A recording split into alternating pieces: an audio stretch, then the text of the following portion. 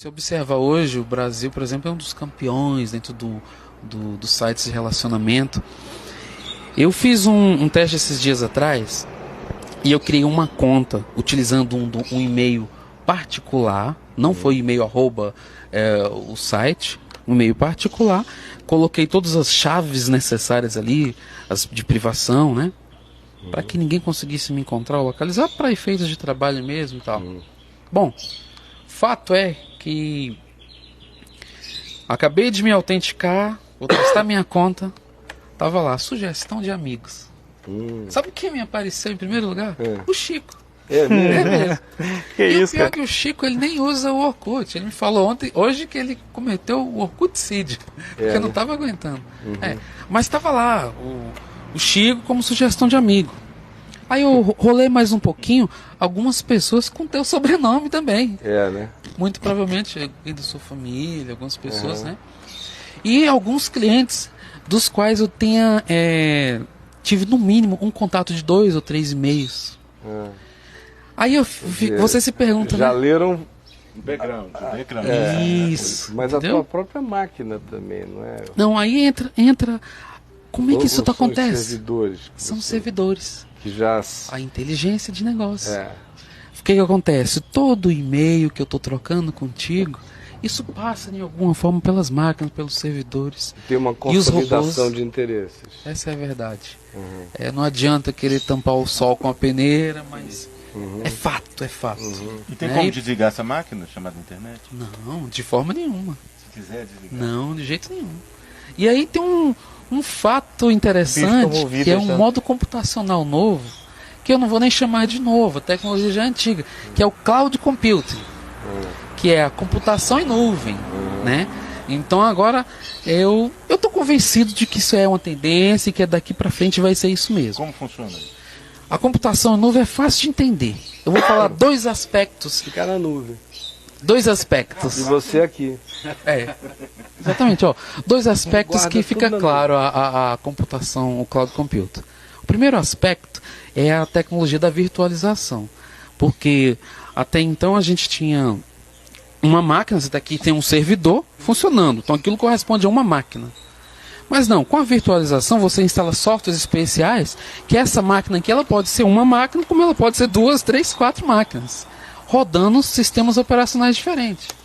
Então isso facilita a escalabilidade. Então hoje você tem uma máquina aqui rodando e você tem uma necessidade, como um aumento de banda, um aumento de memória, e você faz apenas uma configuração. E pode estar vindo anexando aqui novos servidores e expandindo a capacidade dessa coisa, dessa nuvem de fato. Então esse é um aspecto da... A tua memória fica em outro lugar, né? Isso. É o primeiro aspecto, que é a virtualização. Máquina, ela é só um instrumento internetiano para acessar esse banco nas nuvens. Isso. Esse é o segundo aspecto que eu ia falar. Então você utilizando toda essa tecnologia e essa estrutura, por que manter a tua vida dentro de uma máquina local? Para que suas fotos dentro da sua máquina? Então a tendência é que você transfira tudo isso para a nuvem por uma infinidade de vantagens. O acesso simultâneo de qualquer local, você não vai depender de uma máquina que tão eficiente na tua escritório, na tua casa, uma máquina simples, sem muitos recursos. Não precisa nem andar com um pendrive. Nem pendrive, nada. Toda a sua vida está lá. Na nuvem. Está na nuvem. Mas está para todo mundo também. Isso, para todo mundo. Então tá vendo como é que a coisa está caminhando? Porque você veja também a sequência qual é. Ela é praticidade, economia, conforto. Isso. Não é? Mas uma individualidade. A gente já partindo de privacidade, de economia e de conforto, a gente já foi para a nuvem. Isso. Agora, uma vez na nuvem, lá na nuvem, um cara, por exemplo, com as tuas habilidades, né, porque o Elmo é um hacker da pesada, ele trabalha para o bem. Faz chover granizo na nuvem, né? Mas uma pessoa com as suas habilidades entra na nuvem e começa a tentar abrir baús os mais diversos, né? Então as sequências sempre chegam com praticidade, comodidade, facilidade. mexe no bolso da gente, economia, acessibilidade, quer dizer, tem vantagem para todo lado, né? Ao mesmo tempo, vulnerabilidade grande. É claro que são firewalls e proteções, isto e aquilo, mas você melhor do que qualquer um de nós aqui sabe que esse é um game que funciona como qualquer outro game de busca de saber. Ou seja, a mente científica do bem está querendo evoluir para gerar economia, vínculo, acesso, facilidade, comodidade. Paralelamente a isso, na mesma árvore, ou na ambiguidade dela, tem a mente criminosa se servindo da oficialização do conhecimento franco, não é? Porque o conhecimento científico, uma vez que ele queira virar processo industrial, ele se torna um conhecimento franco, não é? Então esse pessoal se serve do conhecimento franco para estar sempre trabalhando a alternativa da evolução perversa daquilo, né? Aí a gente só vai descobrir a evolução perversa quando vê um ataque. Aí começa a proteção toda de novo. E aí vira outra vez uma ciência franca. E esse é o jogo, o tempo todo, né? Eu também fiz orcuticídio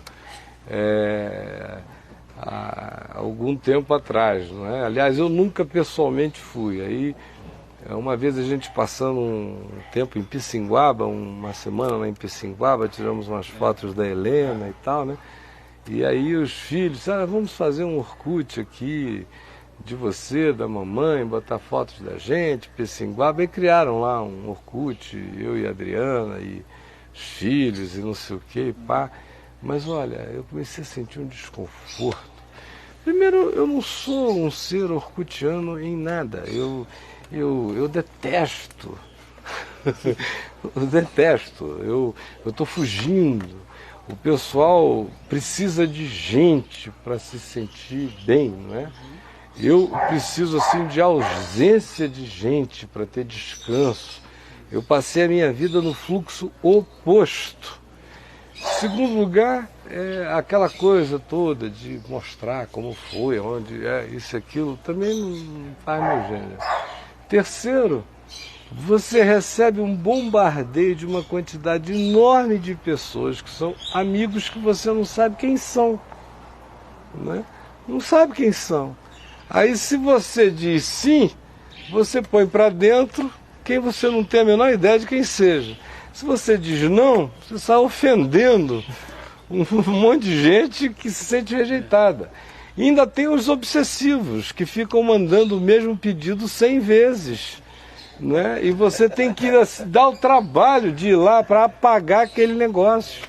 E escrever respostas. E não sei o quê. Ora, eu não dou conta de milhares de cartas no site. Como é que eu vou dar conta de recadinho no Orkut? Não tem condição. Então, pessoal, para mim, eu mandei liquidar. Aí as comunidades que criaram, cada um cria, faz o que quer, né?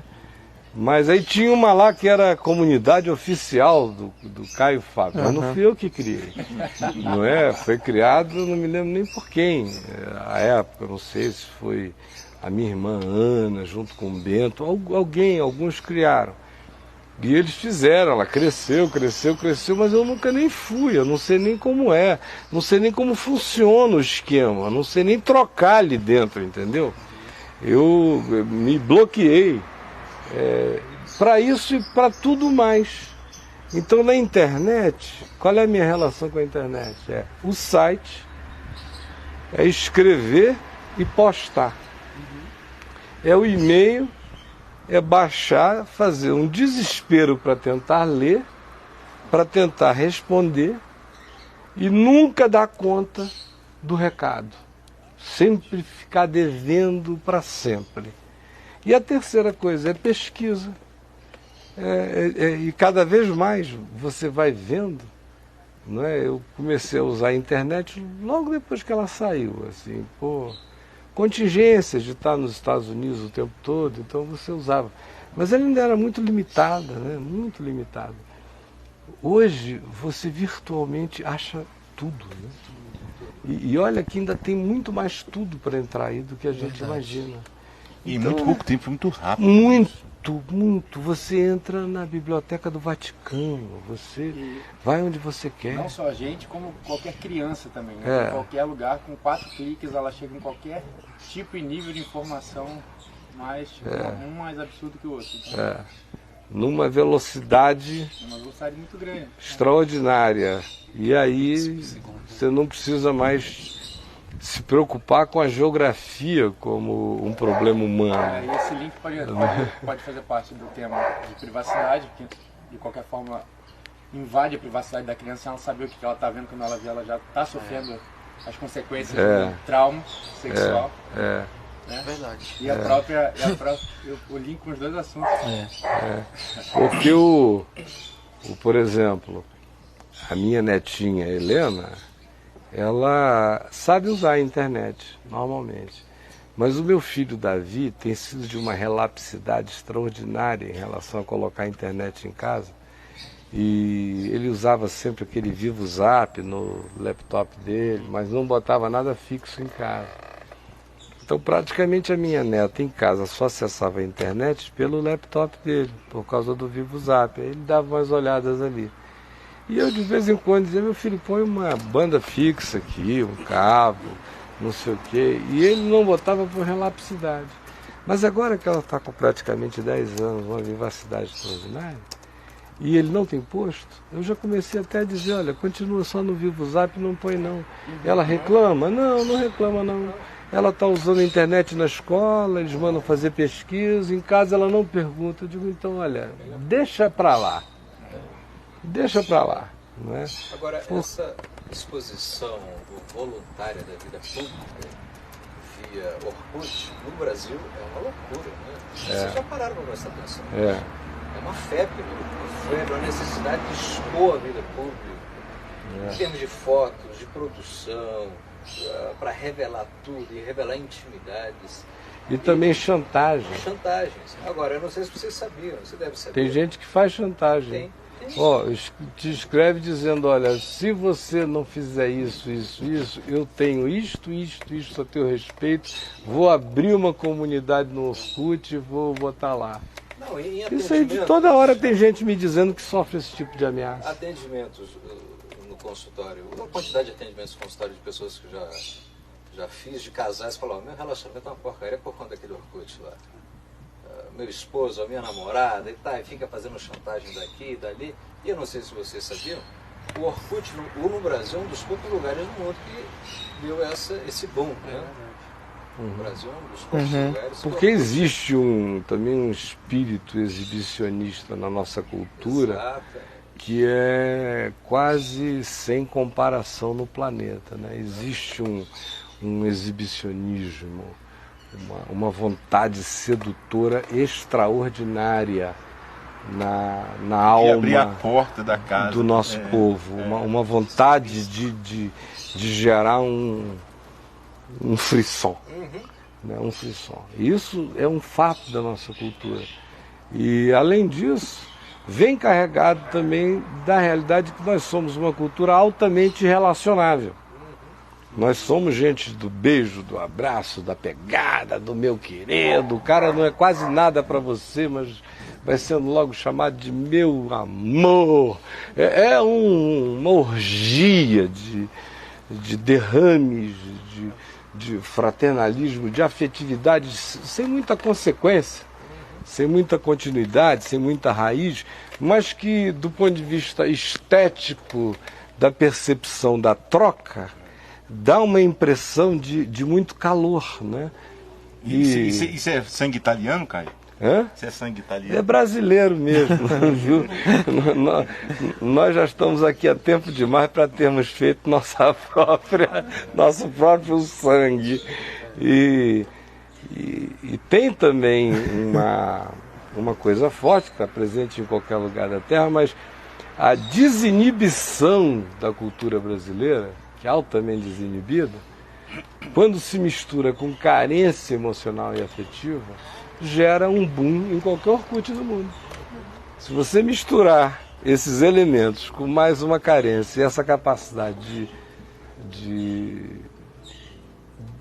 não ter timidez quanto à expressão, e mesmo a vontade do encontro, ou de mostrar-se, ou de ser visto, ou descoberto, não é? Quer dizer, existe uma cultura de fama muito grande no Brasil, não é?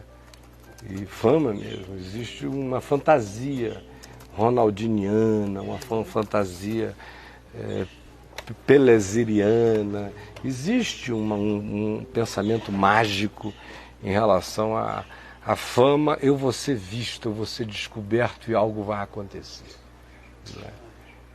De algum modo. Isso é muito forte, gera um boom danado, né? Veja se na Escandinávia o Orkut vai gerar esse tipo de coisa. Entra num Orkut escandinavo, que você vai ver lá tudo cinza, direitinho, aquela coisa bem... Não, eu fiz propositalmente, eu peguei o Orkut e comecei, agora eu vou visitar perfil de americanos. De propósito, para verificar, agora eu vou verificar brasileiros. Não. É a terra de São Salvador, meu irmão. Tá ali. Você vê lá, tá tudo fechado. Você não vê foto, fala assim, eles não gostam do Orkut, eles não escrevem nada, o que tá acontecendo? Todo mundo guardadinho. Mas nos Estados Unidos tem outros sites de relacionamento que são mais... que se expandem mais populares, né? o Facebook. Mas também tem um detalhe. Nos Estados Unidos existe, mais do que aqui existe também, mas lá existem aquelas confrarias de internet VIP, onde o cara paga assim tipo $3.000 por mês para só aparecer para gente que pague $3.000 por mês, ou 5.000, ou 10.000 por mês. E aí a obrigatoriedade é a abertura dos perfis por completo. E na cláusula contratual está dito que a empresa tem que mandar checar a exatidão do perfil. Engraçado que você está falando, saiu na revista Semana essa semana. Aqui no Brasil vai começar isso aí, só para os VIPs. Só que lá isso já rola, pelo menos eu sei disso há 12 anos. Porque eu conhecia uma pessoa, um vizinho, que ficou divorciado e era muito tímido. E aí um dia ele lá, tímido, e eu estava solteiro também nesse período, né? E aí um dia ele veio lá me pedir uns conselhos, né? Assim, como é que ele fazia para conhecer moças e tal, da idade dele. Aí eu falei, o que você tem feito? Aí ele falou, eu entrei num site, eu pagava R$3.500. Aí explicou.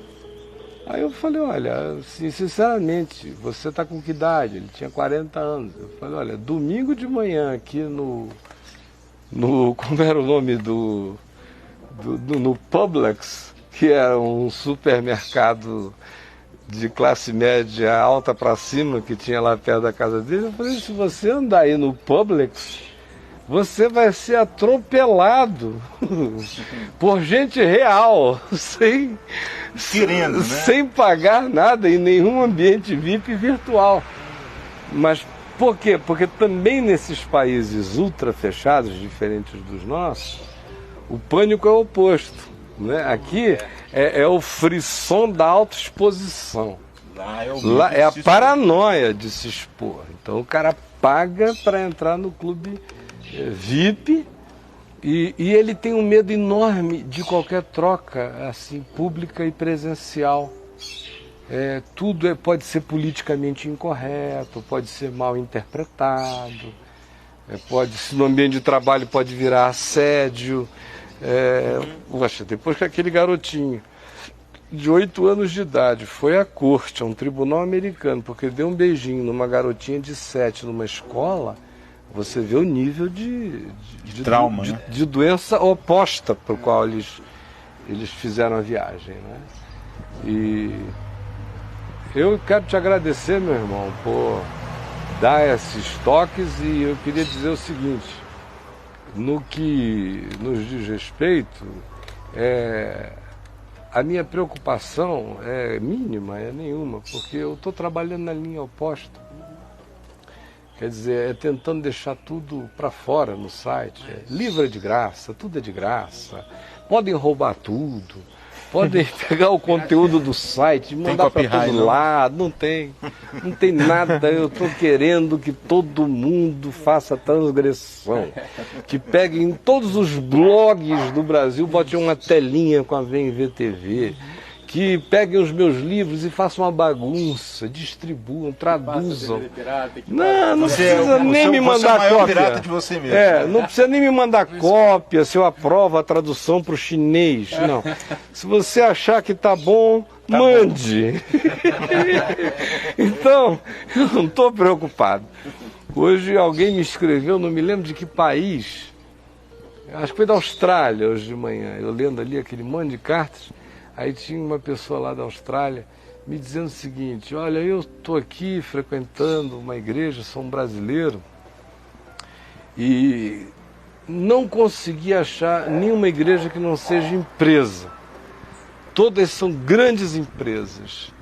E essa que eu estou frequentando, inclusive existem cultos tão concorridos que, fora dízimos e ofertas, você tem que pagar R$5 para garantir um assento, para poder ir antecipado, né? Então tem gente que já aluga o seu próprio assento o ano inteiro, antecipadamente. Daqui a pouco já vai ter dólar com consumação.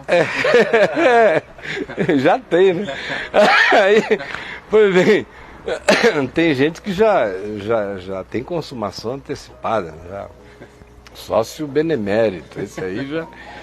E aí ele disse, e aí eu entrei no seu site e comecei a ler e fui vendo que você está na contramão da história. Você está na contramão da história. Qual é a sua? Você está querendo o quê? Todo mundo faz assim, você faz assim. Aí ele começou lá a elencar as minhas contradições com o fluxo. Aí eu ainda não pude responder a ele, porque logo em seguida eu enxerguei uma carta de uma pessoa com uma agonia muito grande, aí eu acabo esquecendo o curioso e trocando pelo emergente, né? Mas eu vou dar um retorno a essa carta. Mas o que eu diria a ele era simples, é justamente o contrário. Eu sou, juntamente comigo, eu não estou só, tem gente que pensa como eu em relação ao Evangelho. Eu sou maioria absoluta. Eu sou maioria absoluta. Se não tivesse ninguém, eu sozinho, eu era a maioria. Porque sou eu e todos os anjos de Deus, e todos os exércitos celestiais, e todas as trombetas tocando na mesma direção.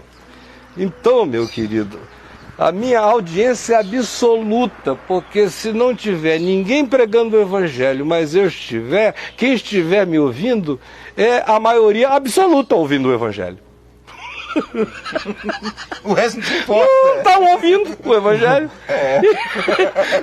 100%. Então, Ibope total. Total. Se um me der ouvido, eu ganhei todo mundo. E eu não estou preocupado com isso. Podem fazer o que quiserem, podem multiplicar meu site, pode virar em mandarim, pode fazer em japonês, pode fazer tudo. Não é? Podem até vender meus livros. Podem até vender. Publicar com papel, não sei o que, vender. O meu negócio não é esse, as pessoas não entenderam ainda. Nunca foi, não é e não será. Eu estou no outro negócio. Mas como é que vão entender nesse tempo de business? Mas eu estou nessa de só perder.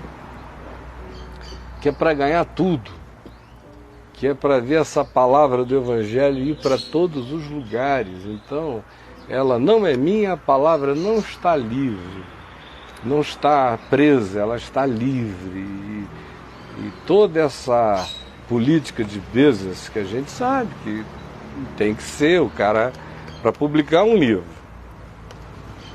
Ele vai ter que comprar papel, ele vai ter que ter os recursos de uma capa, ele vai ter que ter todo o aparato industrial de publicação, ele vai ter que ter todo o trabalho de produção de conteúdo, de correção de conteúdo, de revisão de conteúdo, etc.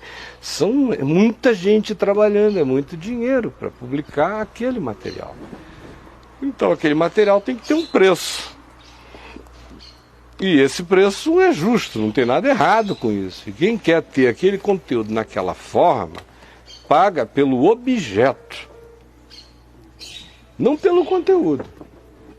Claro. O conteúdo está à venda se ele for uma produção humana. Aí o cara pode dizer, olha, publicar esse livro custa R$6, mas o meu conteúdo, a parte toda gráfica, industrial, de produção, R$6 a unidade custaria. Mas eu sou um cara de um conteúdo tão extraordinário que eu atribuo mais 50. Então o meu livro vale, independentemente de qualquer coisa, 56. Então o livro vale, de fato, o objeto vale 6 e o conteúdo dele ele atribui 50 por unidade vendido, né? Eu não estou nesse negócio. O meu negócio vai no máximo até o objeto. Se pagar o custo desse negócio aqui todinho, não estou interessado em margem nenhuma para o lado de cá, porque a minha parte é de graça, não é minha. E eu tendo com o que comer, beber e vestir, eu não estou aqui pelado, estou emagrecendo por falta de apetite ou por indisposição ou inapetência, se for o caso. Mas no mais, está tudo em cima. Foi o que Paulo disse, tendo com que comer e beber, estejamos contentes. É que a gente não fica mais contente com o que deveria ser o contentamento, aí fica querendo outras coisas. E quando o tema é evangelho, aí é que vira uma blasfêmia para mim. O indivíduo querer, em cima daquele objeto, que deveria ser só uma mídia para fazer aquele conteúdo gratuito chegar ao máximo possível de pessoas, atribuir aquele valor uma margem exorbitante, descomunal. Não é? Já fizeram uma proposta para você recente fazer a Bíblia versão hi-fi? Já. É mesmo? Já, muitas vezes. Não tem um ano que eu não receba pelo menos umas 2 ou 3 propostas. Nos últimos 20 anos eu tenho recebido essa proposta. Já recebi todas. Quando quiseram lançar a cerveja sem álcool no Brasil, me ofereceram $300 mil para eu fazer o anúncio da cerveja sem álcool. Como, por exemplo, quase todas essas bíblias. Pois é, mas aí ia perder a graça sem álcool, você não ia fazer uma coisa assim. Se fazer um anúncio tão sem gosto, né? Sem graça, tem que ser Eu já não sem sou graça, um cara de cerveja só por paladar mesmo, não é? Não sou mesmo, eu não sou um ser alcoólico. Eu bebo uma besteira aqui, outra ali assim, uma socialzinha mesmo, mas não tenho esse apetite, esse prazer. Mas eu só estou mencionando a proposta, né? Mas no tempo, por exemplo, em que surgiram os lançamentos dessas bíblias em série, né? Foi na década de 90, toda a bíblia nova que ia ser lançada, as editoras queriam que eu fosse o garoto propaganda. Aí queriam saber quanto custava, qual era o meu cachê para fazer isso que algumas pessoas fazem aí, né? Para ficar sendo vendedor de Bíblia. Eu falei, olha, desculpe, mas Bíblia eu não vendo. Eu só anuncio o Evangelho. No dia que eu me tornar vendedor de Bíblia, eu serei menos pregador do Evangelho. Eu acho justo vender Bíblia. Mas bota aqui, não anuncia que tem uma Bíblia, deixa ela falar por si, mostra a capa, sendo virada. Agora você precisa de alguém que supostamente é admirado pelo povo porque prega o Evangelho para vir fazer propaganda de um objeto, ainda que o objeto seja a Bíblia. Para mim isso é tentar transferir o capital do Evangelho para um capital negocial. Isso é ser parte do esquema dos vendedores do templo. Já. Fora as outras implicações todas, né? Mas essa é a mínima e a mais básica. Mas, gente, nós já falamos demais. E aí, Chico, o que está chegando aí? Antes de chegar, eu só queria dizer o que foi que motivou esse nosso tema hoje. Quem for lá no site, tem uma carta lá, que eu não estou agora nem exatamente lembrado do tema, mas ela está lá em novidades, sobre uma mulher que conta a sua história de ter sido abusada sexualmente pelo pai desde bebezinha, desde muito novinha. E a idade era tão tenra quando esse pai começou a abusar dela, que ela veio a ser informada posteriormente pela mãe. E eu abro aqui um parêntese para dizer que se a mãe tinha, no mínimo, essa informação ou essa insinuação, ela, coitada, foi cúmplice disso aí por medo, pânico, sequestro, qualquer outra coisa, mas foi. Fecha parêntese. Que o pai impedia a menina, bebezinha, de mamar ou até de se enganar com a chupeta, quando estava com fome, que era para a necessidade dela de sucção estar muito aguçada, para quando ele chegasse, ele botar o membro sexual dele na boca da filhinha, para que ela, com fome, o sugasse. Você vê o nível de doença, de alma, de uma coisa dessa. Aí isso aconteceu da infância a vida inteira. Às vezes com ameaça até de morte. E um quadro que ela descreve frequente era de, às vezes, acordar no meio da noite sentindo o corpo nu do pai deitado em cima dela. As implicações foram diversas, desde somatizações, diversos tipos de enfermidade, a surtos de natureza psicótica depois que ela se tornou alcoólatra e promíscua no início da juventude. O abuso do álcool acabou gerando surtos psicóticos que produziram crises de natureza social devastadoras na existência dela. Ela não explica, mas eu presumo que ela deve ter feito muita maluquice nesse processo, e aí deve ter virado um ser repudiado, marginalizado.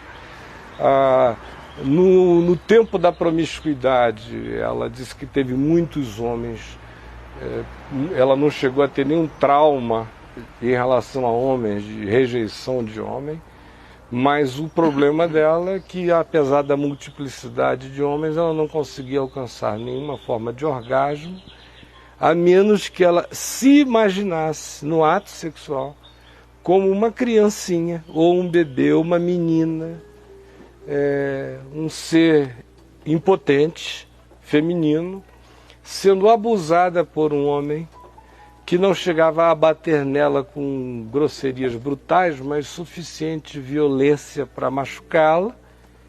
E nessa fantasia, ela só tinha prazer orgânico no ato sexual dela se na fantasia o homem que a estava abusando, que era sempre um adulto, estivesse tendo prazer. E ela, na fantasia, nenhum. Então, negando o prazer dela na fantasia e dando prazer ao homem na fantasia, que era uma fantasia já masoquista, ela deflagrava o processo psicológico orgânico de sensação de orgasmo, pela negação subjetiva dele na construção do cenário abusivo. E a gente pensa que já ouviu tudo, né, cara? E não ouvimos quase nada, né? E aí as consequências é que depois de um tempo ela não conseguiu mais conviver com ela mesma, porque ela lutava contra isso interiormente, luta. Ela não quer se entregar ao masoquismo como expressão de experiência sexual, de começar a pedir aos homens para baterem nela, espancarem, né, nem nada disso, até porque ela acredita que não geraria esse efeito. Que o efeito só é gerado se do lado de fora ela contar com carinho e do lado de dentro ela construir a violência com a negação e a supressão sexual para ela. Aí vem o desapontamento com os homens, muitos homens brutos, amantes perversos, e ao mesmo tempo ela não se via livre da subjetividade desse cenário fetichista e masoquista. Chegou ao ponto que ela disse: não quero mais relacionamento afetivo, e cortou o vínculo com os homens. E nessa de cortar os vínculos com os homens, ela foi cortando o vínculo com o mundo.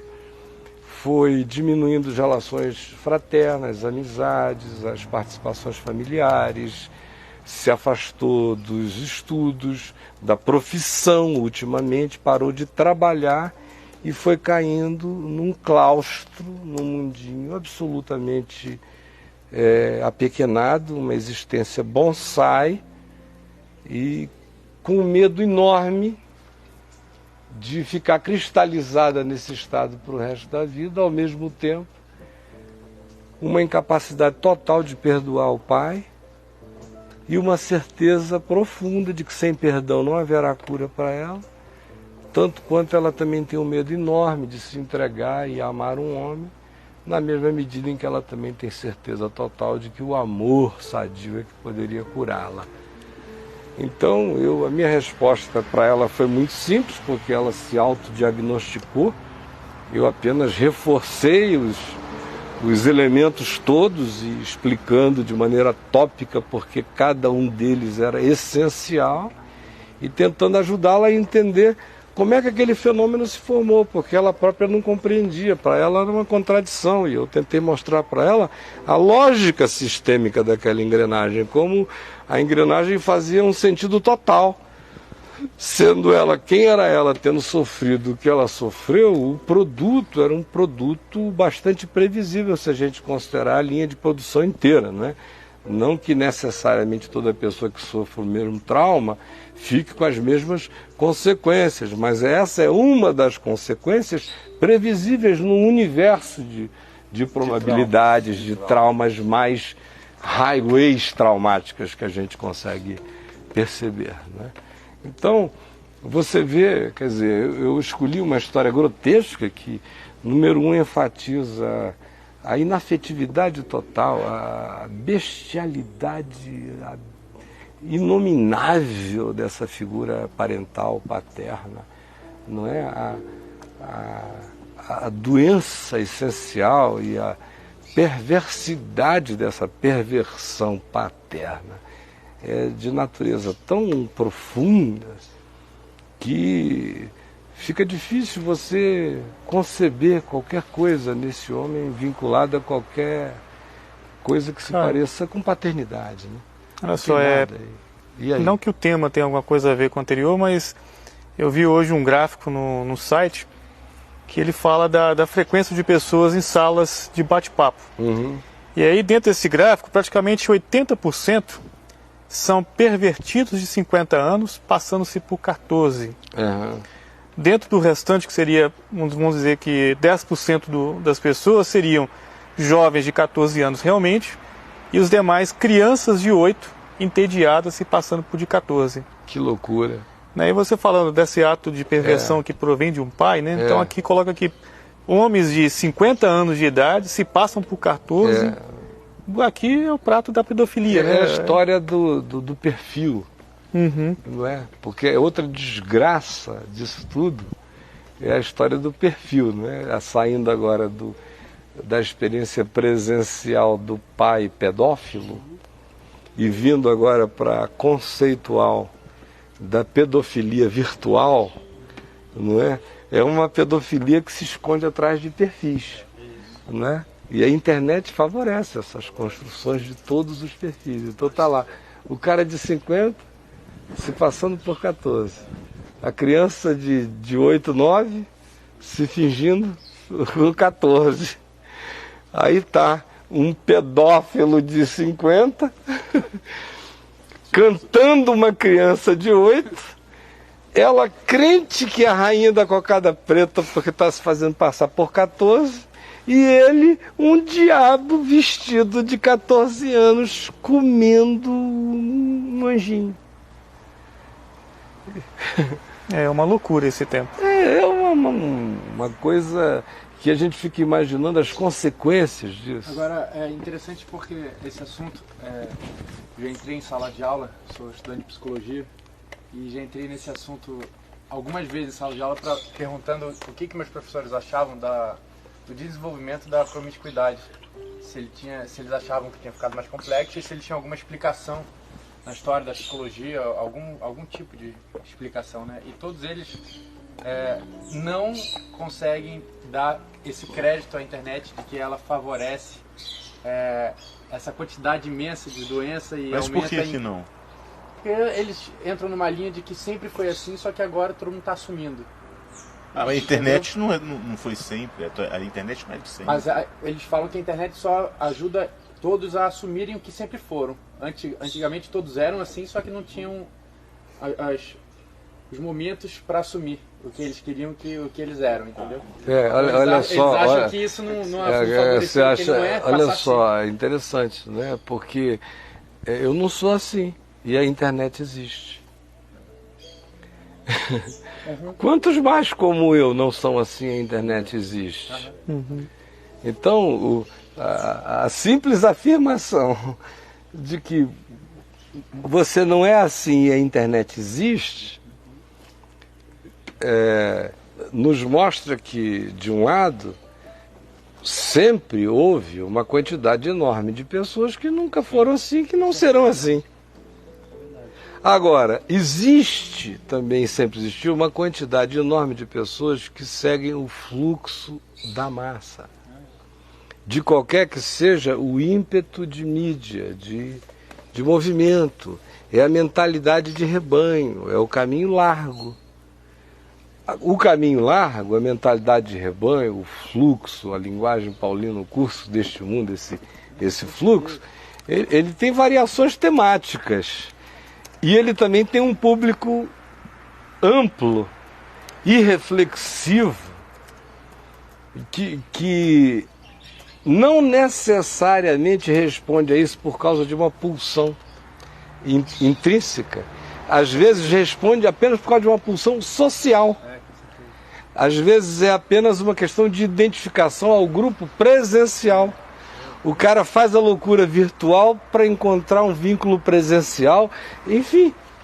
E agora, é indubitável que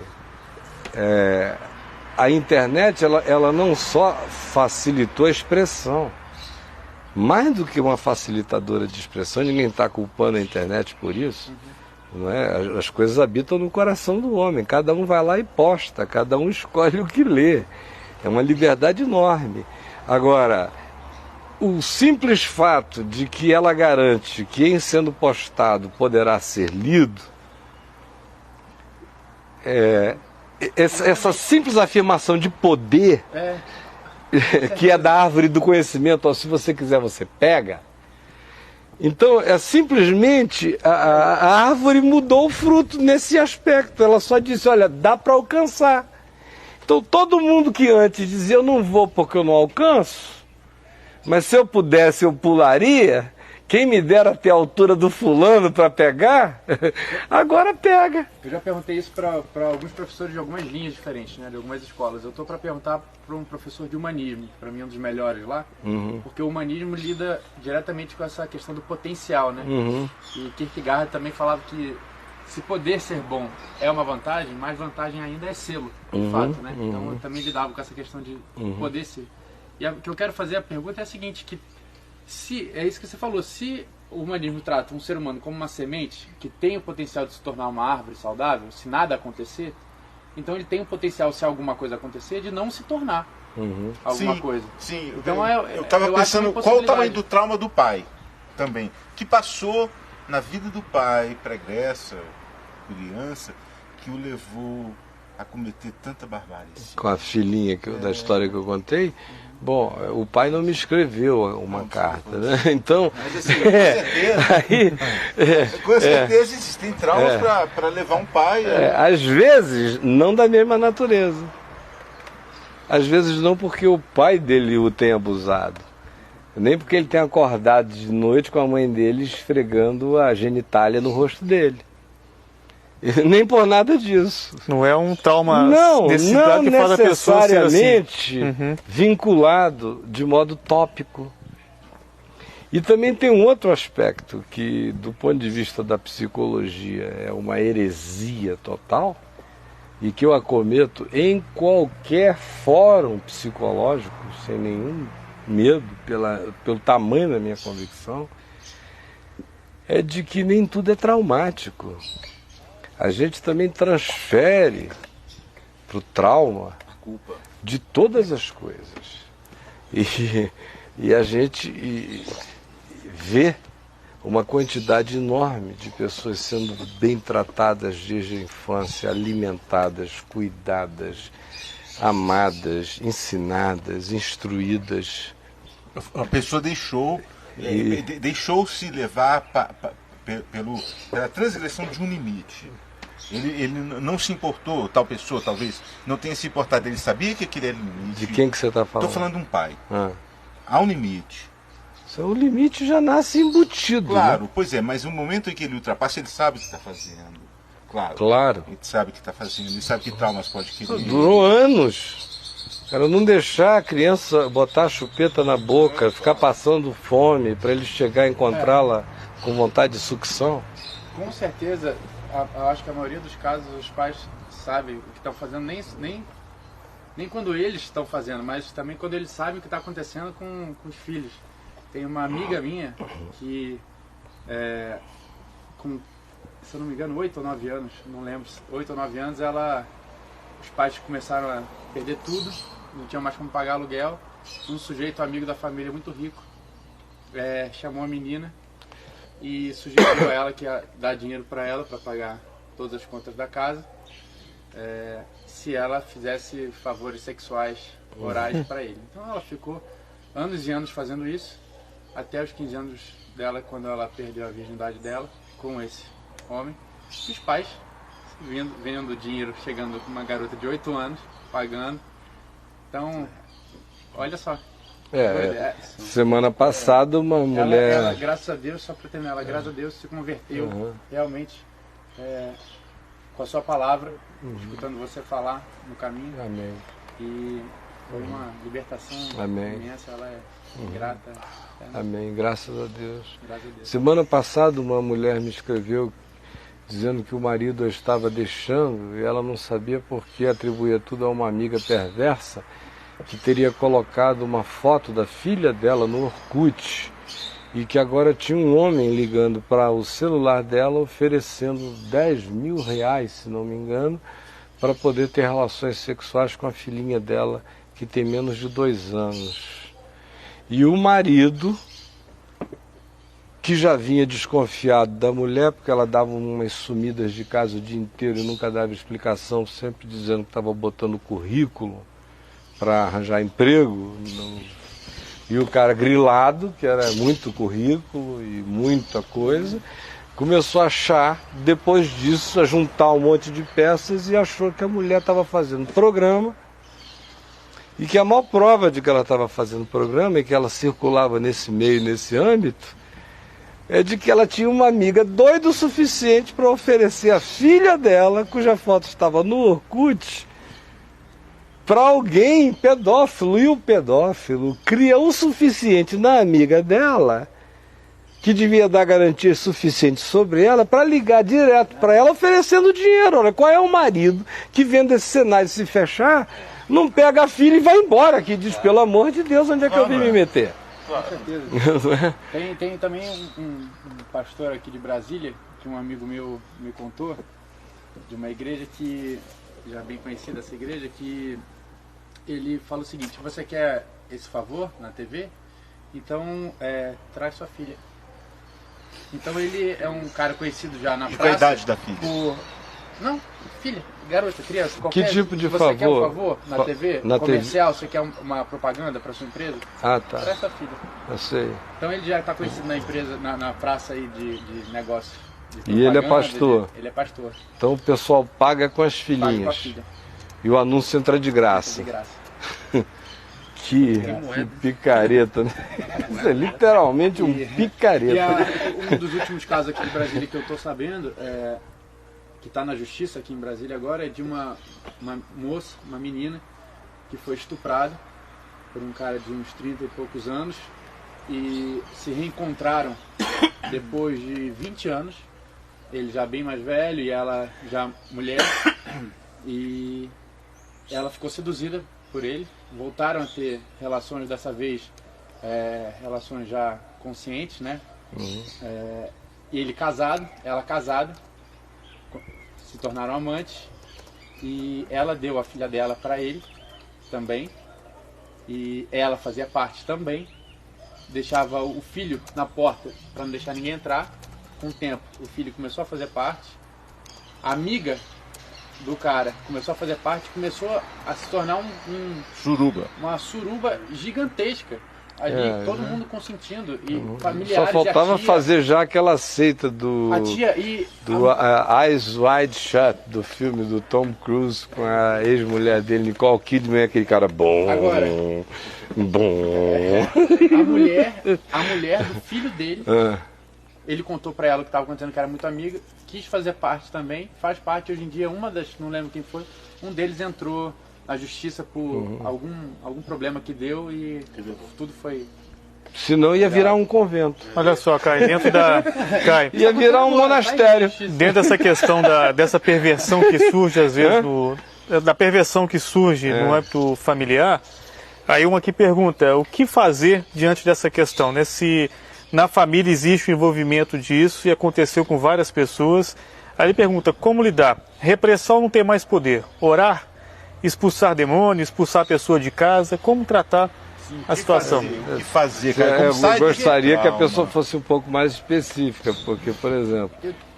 Ele coloca aqui, ó, que é comum a situação, ele coloca aqui, olha, já tenho pessoas da família que sofreram taras psicológicas do sogro dele.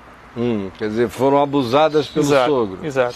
Aí, cada coisa é cada coisa, depende da idade de quem foi abusado, depende da ação de abuso, depende de um monte de coisas. Há coisas que você tem que resolver na polícia mesmo.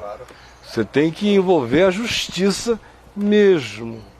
Há outras coisas que não, que foram acontecimentos entre adultos, são agravos idiotas, mas que podem ser resolvidos no olho e na verdade clara. Agora, quando tem essa implicação da manipulação dominadora, covarde, e que se coloca na posição não só psicológica da dominação, mas na própria perspectiva legal da ilegalidade da dominação, aí não tem nem o que conversar, tem que levar esse indivíduo para a polícia. Tentando fazer uma viagem aqui, no caso que você falou desse bebê de menos de 2 anos de idade, um sujeito que topa fazer e quer fazer um negócio desse com uma pessoa, um bebê que não tem nada desenvolvido ainda, que tipo de relação é essa? É a relação de... Na mente dele, não seria mais fácil ele pegar uma boneca inflável qualquer ou qualquer coisa? Porque não tem... O que tem de troca? Que pulsão, né? Que tara psicológica leva a pessoa a fazer isso? Tem algum tipo de troca, um reforço positivo ou negativo que seja, uma punição qualquer que seja, mas o que tem de troca de um bebê que não tem nada? Só chora. Não tem nenhuma correspondência, né? Não tem correspondência. Mas a boneca também não, a de borracha, né? Então, mas essas coisas, elas não obedecem essa lógica da correspondência, do perdas e ganhos, da lucratividade. Não funcionam assim. Elas não só têm o veio psicológico que monta o que a gente poderia chamar de o fenômeno daquela perversão, mas eu também estou absolutamente convencido de que aonde quer que se instale tamanha capacidade de realização, e é aí que em qualquer fórum de psicologia o escândalo viria, eu não tenho como não ter diabo nisso aí. Não tem como. É exatamente isso que eu ia falar. Não tem como. Nesse caso, só sendo... E tem mais do que isso, que é outra heresia, outra heresia. E eu não estou aqui para agradar ninguém, eu falando conforme a minha consciência do Evangelho. Eu não tenho dúvida de que existem pessoas que, desde o momento essencial mais tenro de suas existências, desenvolveram uma semente podre. Quem plantou? Desde a sua mais Que Jesus simplificou isso. Quando perguntaram, escuta, quem fez isso na parábola do joio e do trigo? Não perguntaram? Acho que a semente não era boa. O dono do campo não era bem intencionado e não plantou só trigo. No entanto, tinham sementes pervertidas. Quem foi que plantou essa outra? E ele disse, o inimigo fez isso. E quando disseram quem é o inimigo, ele disse, o inimigo é o diabo. Hitler não foi abusado por ninguém. Já leu a biografia dele? Já, é impressionante. Não, bem cuidado, bem tratado. Bebia, Nada, não foi abusado por ninguém. Agora, tinha uma semente do mal tão profunda naqueles olhos azuis, clareantes, que os biógrafos estão tendo cada vez mais coragem de entrar e a documentação está se abrindo. Aí você vai vendo que desde a infância o interesse do indivíduo pela morbidez estava instalado sem nenhuma explicação externa, sem nenhuma justificativa genética, sem nenhuma disfunção parental, sem nenhum agravo familiar, sem nada. A curiosidade pelos outros elementos que acabou chegando a todo tipo de interesse, inclusive no satanismo, nos cultos mais diversos do ocultismo, na busca do que havia de suprassumo também de pensamento bruxo na Europa para acercar-se dele. Na pesquisa, na tentativa de ver se desenvolvia uma ciência de junção entre a dimensão espiritual e a psíquica, com influência direta na manipulação da mente humana, com tudo genética, mais. Tudo, sem a gente falar da Segunda Guerra em si, né, que é a coisa mais diabólica e infernal que o planeta não podia nem ter concebido que um dia assistiria, e houve. Qualquer guerra grega, romana, qualquer guerra do passado, é tudo... É romântico. É romântico, é aqueles homens machos indo um para cima do outro, com aquelas espadinhas, todo mundo de sainha, morrendo igual macho e tal. Ainda tinha aquelas dignidades, né? E vai... Meu Deus, de repente aquele inferno. Cogumelo atômico. Tudo, aquela loucura. Então, com aquela extensão, nem precisa falar nisso, só olhar para os aspectos pessoais. Por exemplo, as 3 mulheres que se apaixonaram por ele se suicidaram. Eva foi alegremente, né? Mas ele também tinha fetiches, né? Ele tinha uma sobrinha que ele pegava desde pequenininha. E ele pegou a sobrinha até que chegou uma determinada idade que a garota, sabendo que ele estava chegando, saiu correndo de casa, pulou de cabeça pela varanda e se matou. Ele só conseguia se fazer acompanhar de figuras fisicamente anômalas. Inclusive tinha o Holocausto, a história de Treblinka principalmente, eles tinham uma separação exclusiva para soltar carne de pessoas que eram deficientes, anões, e mandavam para o Museu de Horror lá da... Agora, ele adorava